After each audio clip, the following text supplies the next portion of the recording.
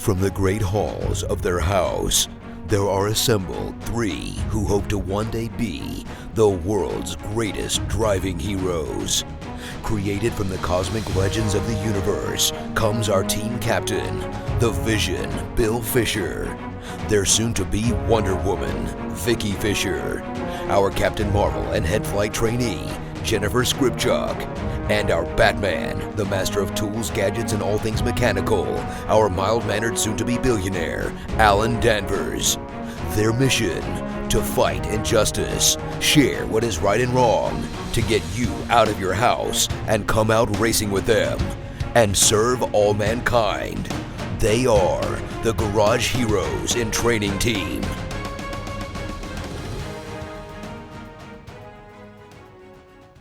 Dominating with Dawson. I'm in need of some dominating. If only there was somebody here who could help us dominate. Somebody with like a podcast segment with his name in it that helps people dominate. Is there anybody? Anyone? Hi, Ben. Hi, Hello. Ben. Hello. I'm here. That's one of those intros where we wish we had video. But anyway, it was a nice head move you gave there, Ben. I did give a good reaction. As soon as I did, I was like, nah, nobody can see this. But he thought about it right there. That's right. That's right. He had a moment. He did. He was all kinds of in the moment. All right, Ben, got a question for you. Okay. As we get more involved with the sport, and as we become slightly more proficient and hopefully a lot more proficient, you start going faster. So there's this thing down in front of you where you used to look like on the highway, you go look at it and you say, oh, that's how fast I was going. But as you go faster and you're on track, you have trouble. You really shouldn't be looking at the speedometer when you're going around. So how do you get your butt dyno is one way they call it, but how do you get your speed sensing improved so that you're more accurate and you do it more by feel as opposed to actually having to look at something? You're talking to like Mr. Feel. Like, Mr. Feel. I know. I'm a terrible person to ask about this kind of stuff because I just sort of do everything. I've been doing it forever. Just do better. Yeah, just do it faster, like the way I just did it. Yeah, I guess, I mean, I always talk about trying to just sort of add context to the picture of what you're doing on track and what you need to do next. And part of that is speed sensing. Part of that's like, hey, how fast am I going relative to how fast I should be going? Or am I going, you know what I mean? Like, part of that, you can tell when you're off pace, right? So I mean, some of this stuff is low hanging fruit. Like, speed sensing when I just screwed up a corner is, my speed sensing is I'm gonna be off for the next few sets of corners till I, get my rhythm and speed build back up or whatever. So that's kind of one kind of speed sensing is just, am I going fast enough? But we're kind of talking more about the speed sensing of like keeping ourselves out of trouble. Is that right? Mm-hmm. It's essentially, I mean, let's you've got a couple things, right? You really can't tell anything about the speed you're going except maybe visually if you're not changing it, right? If you're not going left or right or accelerating or decelerating. But sometimes you can get yourself in trouble if you're going much faster than you think you are. Yeah, this is important. I think this is an important thing to for me to just interrupt you and start talking anyway about speed sensing, because it occurs to me when you start thinking about in an HPDE world, this is something I have to adjust to a lot with students. Even today, I was had the good fortune to be up at VIR and like snuck into a track day just to test the car. We were going to race for limits in a few weeks. But as a payoff, I had to jump in a car with a novice student to help them out while the race car guy packed his stuff up. So I was like, yeah, I'll take your student out for the last one. But I could sense in the car with this guy, I think it was his first day at the track. So this is the last session of the first day of the track. So there was a fairly big swing in his speed. Even during our sessions, what I'm getting to. So I had to kind of sense his speed was getting quicker and quicker, and had to sort of change I didn't even have a communicator or anything. We were doing hand signals, and I sort of had to change the timing of my hand signals, and I had to sort of adjust myself to the speed as he was getting faster. And that's something that's important for instructors to get across to their students as they're taking those big leaps in speed over a weekend. It's important to say, hey, we were doing this earlier. We were able to do a break here. But now we're gonna need to back the braking point up a little bit because you've gotten a lot faster. We were doing 85 at the end of the straightaway, and now you're doing 110. So that relatively we're gonna have to make some adjustments. So that's part of speed sensing is understanding that I came out of here quicker. I came through this section quicker than I had before. That also means I may need to be more aware of where do I need to jump on the brakes because I'm going to be carrying a handful more mile an hour at the top end than I'm used to. So I mean, I may need to adjust my braking point.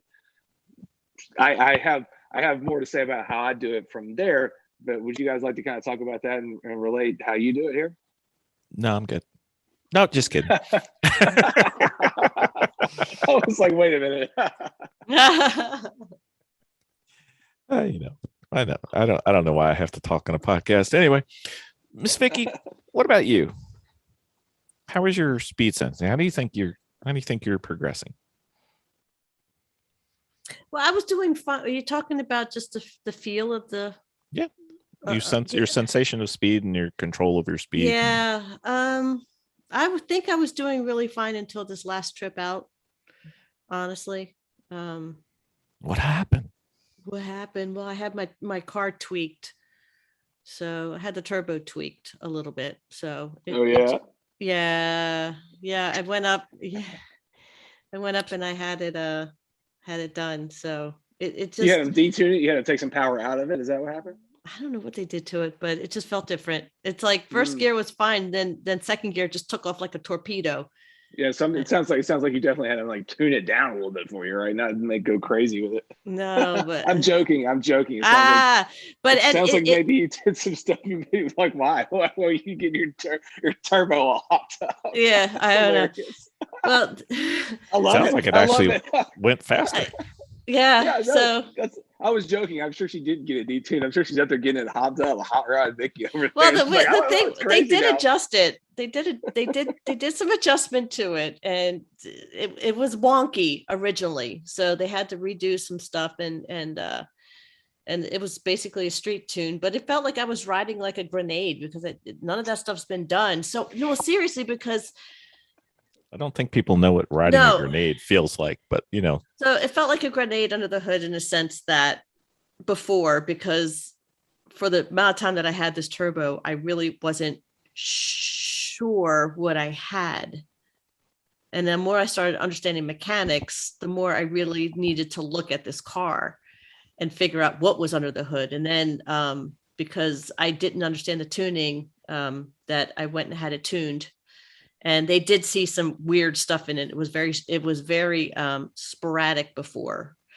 And then he just kind of leveled it out for the car to have more longevity on the engine, a little bit more balance. But it felt different when I was driving it. Like I said, first was okay. And then second, it just kicked in and just really took off. And so that. Any differences in third and fourth, which is what you were mostly on? No, I think that it was fine. The speed sensing right now, I'm still trying to get over self-preservation and, worst case scenarios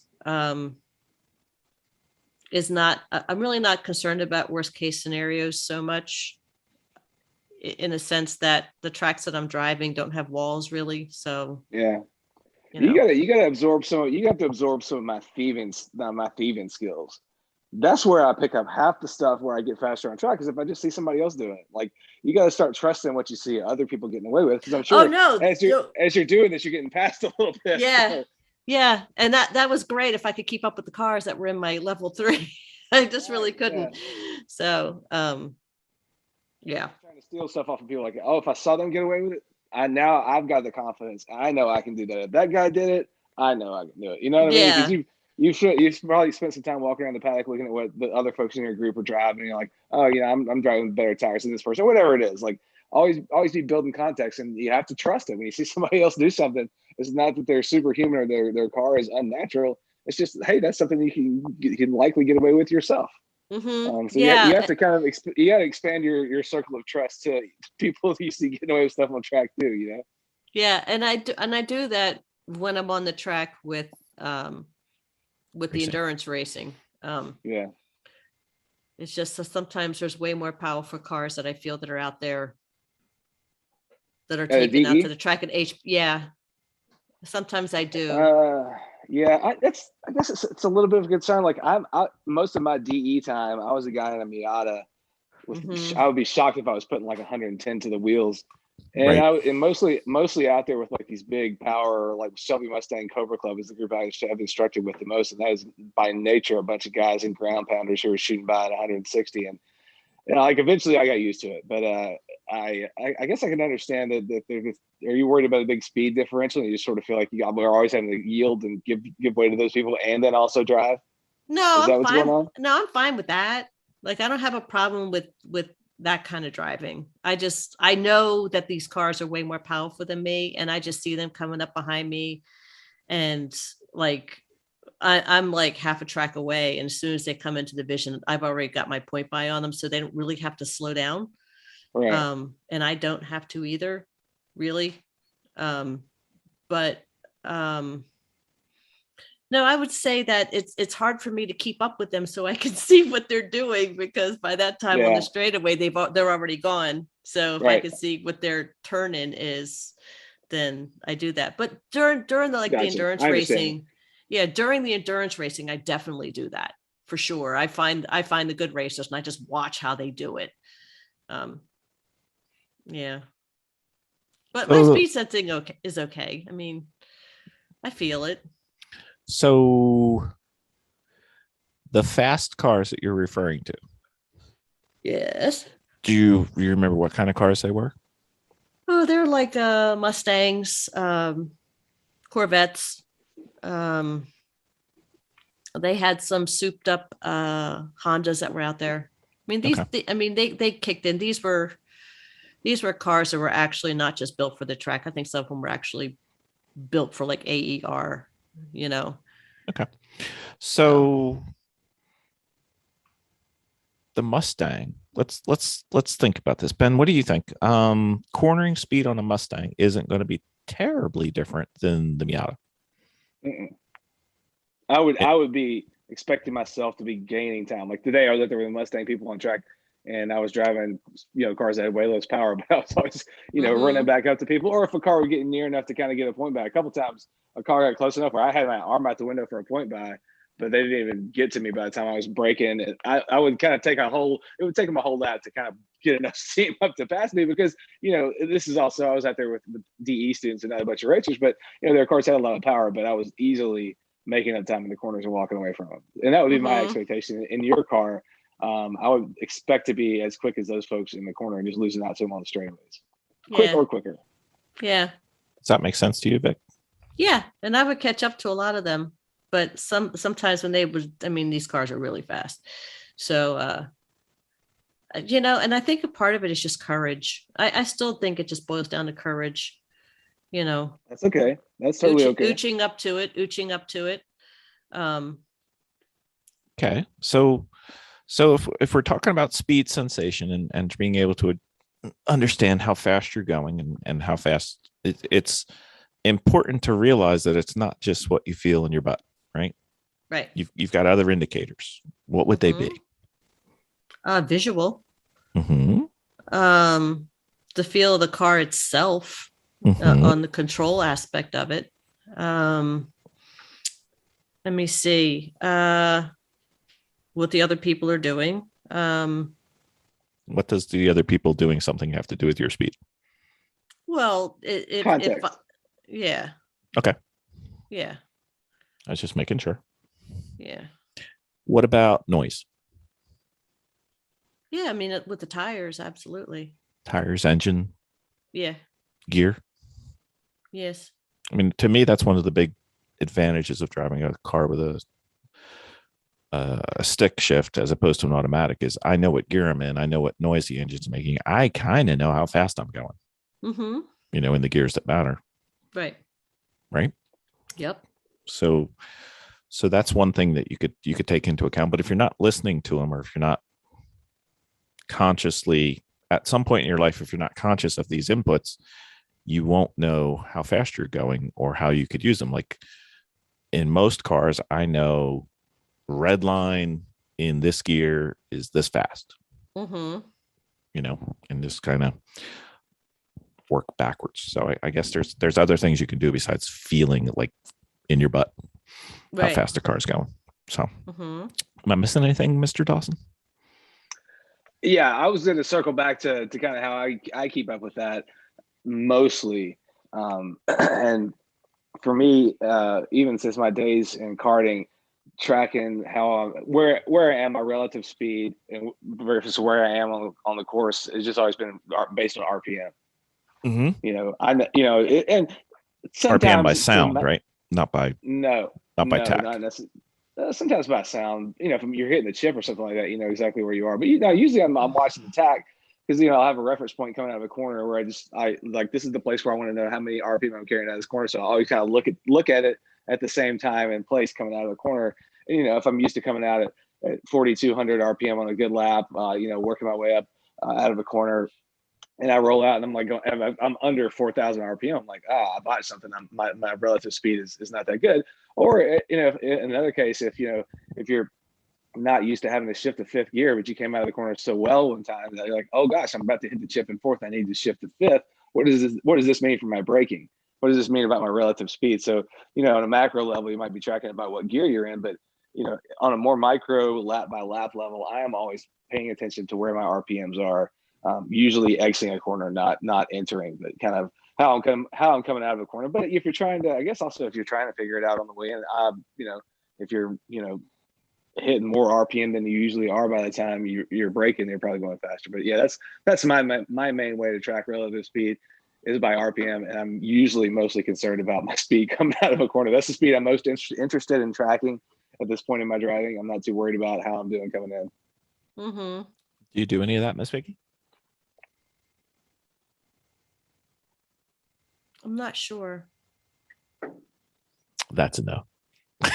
Well, and that's all okay. I'm just saying that's my own main reference point. I'm sure other people have. There's 101 ways to do this, but my main reference that keeps me on track and sort of where relative to where I want to need to be, am doing is RPM.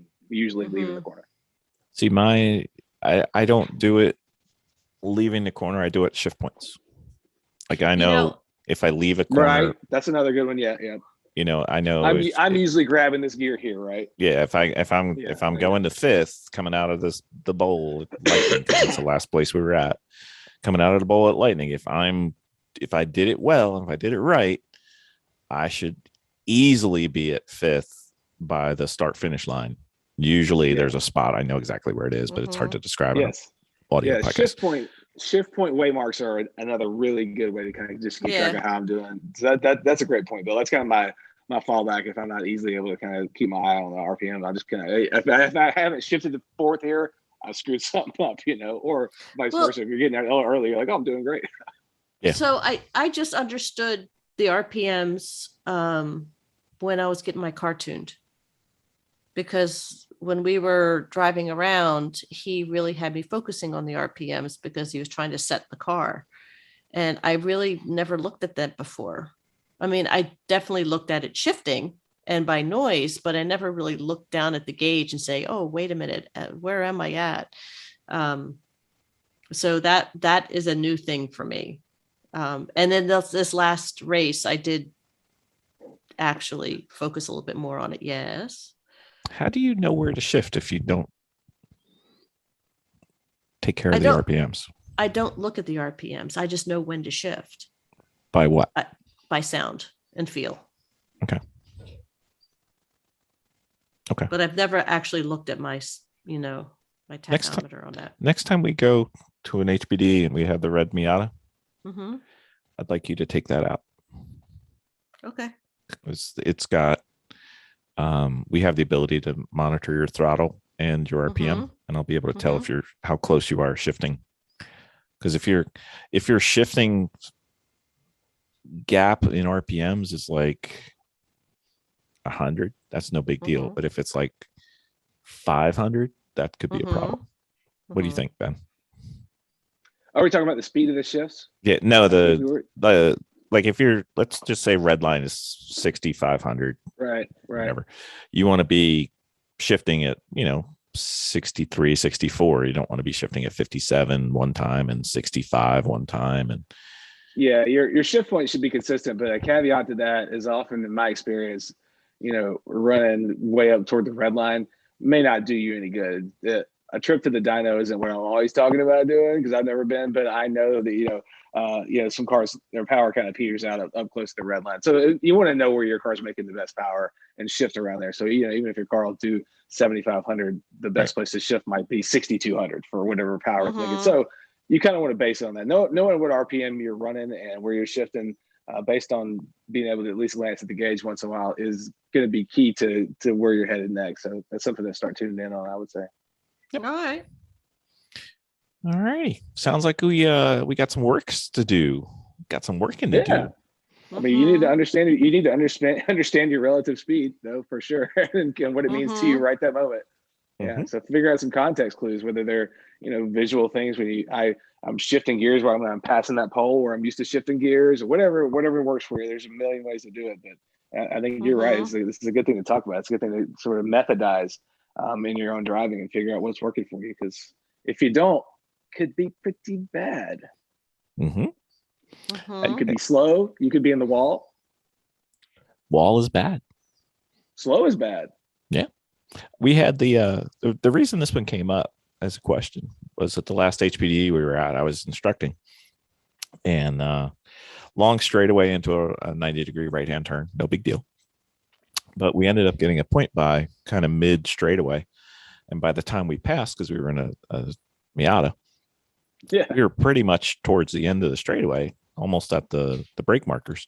And I had to explain to the person who was driving, I'm like, now listen, we're going in here just as fast as normal, but we are offline. So we are going to have to overslow because we are offline and this turn is going to be a lot tighter. So we can't go in quite as fast as we could. And, it makes sense to somebody who's done this a lot, but especially when it's like first time out on track, you got to be careful. You got to know your speed, and you got to know speed relative to line, because you can't say it's a 100-mile-an-hour turn. If you're all the way on the inside, it's no longer a 100-mile-an-hour turn. It is a 80-mile-an-hour turn, maybe. So that was where this question came from. Very well. Thank you, Mr. Dawson. That's a good one. Thank you. Thanks for having me.